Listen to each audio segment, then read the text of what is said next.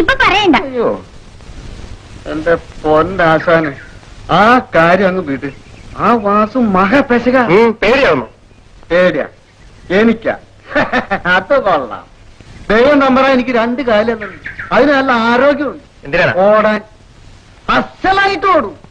ധർമ്മ, നീ കണ്ടോ അവന്റെ കുടല് ഞാൻ എടുക്കും. ആശാന് കുടൽമാലയുടെ ആവശ്യം ഉണ്ടെങ്കിൽ തൽക്കാലം ഉണ്ടല്ല ആദ്യം കുടൽമാല.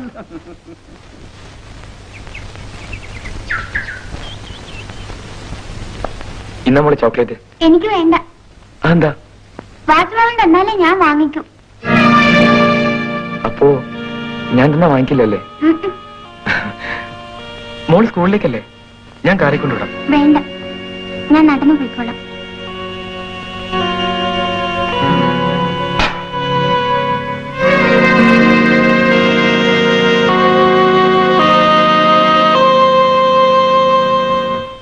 എന്നാലും എന്നോട് ഇത്ര ക്രൂരത കാണിക്കരുത് സുമതി.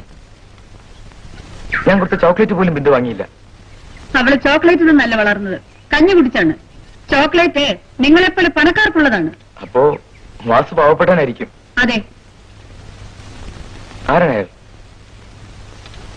അറിയില്ല, പക്ഷേ ഇവിടെയാണ് താമസം.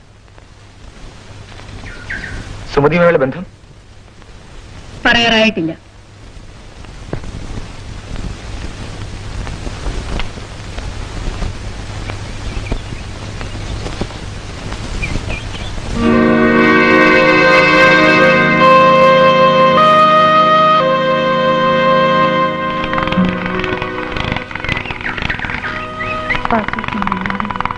വേണ്ടിയിട്ട് പോലും ഇല്ലല്ലോ.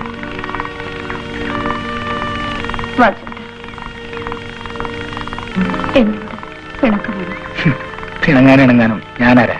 വാസേട്ടാ, ജോലി ഇല്ലെങ്കിൽ വൈകുന്നേരം മേസ്ത്രി വഴക്ക് പറയും.